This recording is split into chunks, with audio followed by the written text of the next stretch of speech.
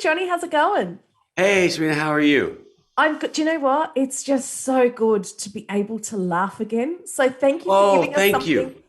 I think that's what we need just to have a good laugh. But watching this, and I actually get told off by a lot of people in my life who go, "Why do you find it so funny when people hurt themselves?" Have you gotten to the bottom of that after doing this for all these years? Have you figured out why we find it so funny? That is like something that's happened since the beginning of time. I think in History of the World Part One, there's a funny scene at the opening where in the caveman days, there's a stand-up comic trying to do his bits and Yeah. no one is laughing, right? No one is laughing at what he's saying. And then a dinosaur comes into frame and bites him and takes him out, and everyone's like, ah, ha, ha, ha, ha.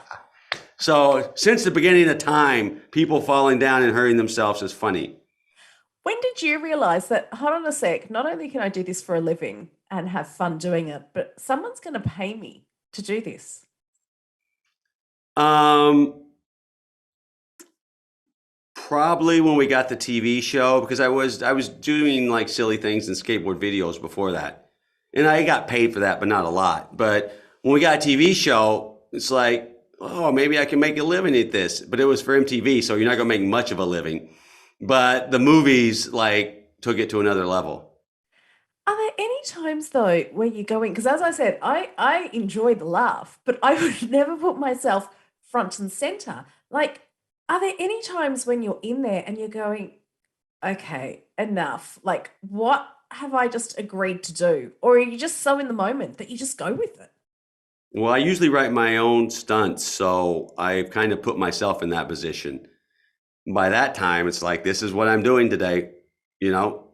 But Uh, But Johnny, even like I know everyone's brought this up, but the bull, like you getting to it's one thing to write that, but I'm sure there's got to be a fear that once you're in the bullpen, that you're going, "Am I seriously going to go through with it?" Was there any minute where you thought, I might let this be? no, no, I knew I was doing it. Um, but it's funny though because I go away from the set before I do a stunt that could forever end bad, and I just sit in my car and listen to my cousin's music, Roger Allen Wade, and like Jeff, just get the set ready, and when you're ready to shoot, no more cameras moving around. Come get me, and I'll walk right in the ring, release the bull, and that's what happens, and that's what happened.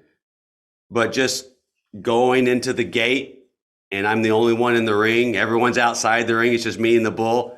That's a pretty lonely feeling, but it's also a pretty exciting feeling too, because I know I'm about to get good footage. You're going to get good footage, but then do you even remember what you got? Because your injuries, like you suffered substantial injuries out of that, Johnny. Yes, sometimes I don't remember what I got, but when I was taken to the hospital after the bull stunt, because I remember getting hit by the bull and flipping, but after that, I don't remember anything. I remember standing next to the ambulance, leaning against someone's shoulder. That was my first memory after that.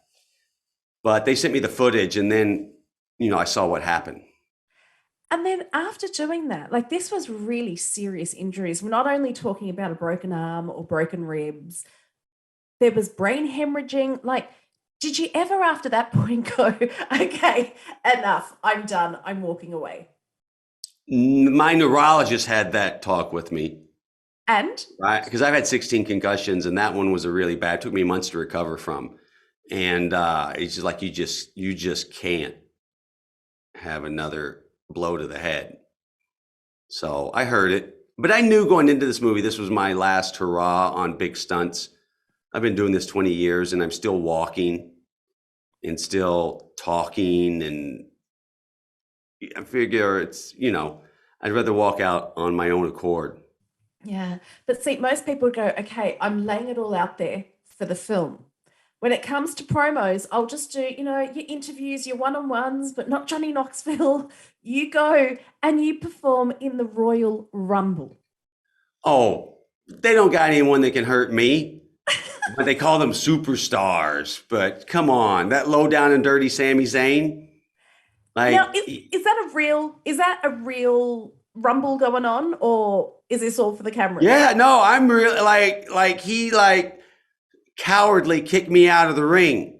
when I wasn't looking, and I'll get my revenge on him.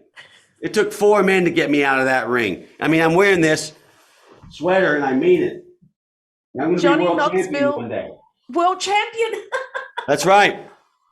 I love it. Now, Johnny, we think we know you because we've seen you on the screen for the last 20 years, but can we get to know you in another way through your favorite things? Maybe. Let's see. Let's do a quick fire round. Okay. What TV show are you obsessing over right now? Oh, shit.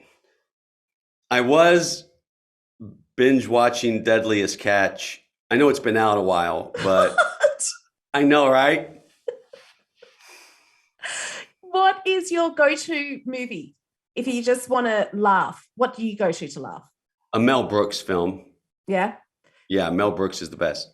Do you have a favorite book? I have a lot of favorite books.